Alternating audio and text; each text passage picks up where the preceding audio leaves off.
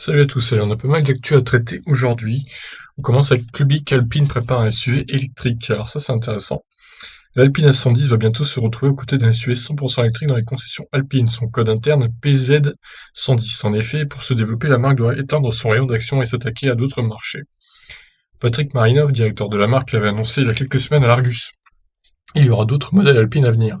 Sans donner plus de détails, le magazine a mené l'enquête et révèle que la marque travaille sur plusieurs projets électrifiés.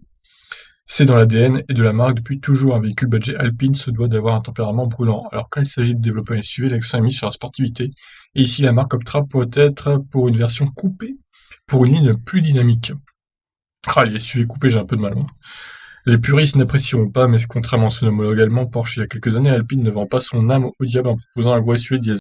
De fait, la motorisation sera hybride ou 100% électrique et le style probablement tout aussi sportif que celui de la 110. Le véhicule au nom de code PZ110 devrait être réalisé autour de la plateforme CMF-EV de Renault. Pour la motorisation, Alpine devrait aussi piocher un catalogue de Renault afin de réduire les coûts de développement et proposer un véhicule performant à prix contenu. La concurrence sur ce marché commence à se densifier, surtout avec l'arrivée de nombreux SUV chinois à des prix bas face aux propositions des constructeurs européens. Donc là, bon, il résume se diversifier pour pérenniser la marque, les DS3, Crossback, DS7, DS4, etc. Alpine envisage a priori de suivre le même chemin en travaillant sur le développement d'un SUV électrifié qui ne sera pas commercialisé avant 3 ou 4 ans. Si pour le moment il n'est pas encore sûr que le modèle ne soit proposé qu'en version électrique, cette énergie sera bien au catalogue. Et Alpine peut aussi sortir de ses cartons une version restylée de la 110, ainsi qu'une déclinaison cabriolet. Ah, ça serait pas mal ça, ouais.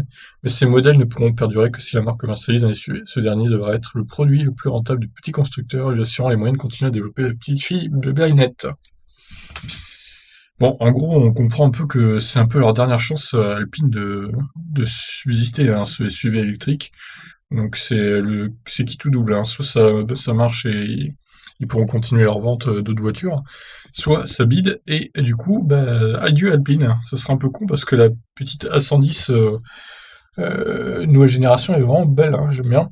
Et ça serait pas mal qu'ils la sortent en électrique d'ailleurs, en full électrique, ça serait vraiment une bonne idée. Je ne sais pas si c'est dans leur projet, mais en tout cas, il faudrait qu'ils y pensent. Et en électrique, je pense qu'elle claquerait aussi, en cabriolet électrique, elle claquerait aussi, je pense, hein. Voilà, sur ce, je vous laisse. Qu'en pensez-vous d'Alpine et de ce peut-être futur SUV électrique? Ciao.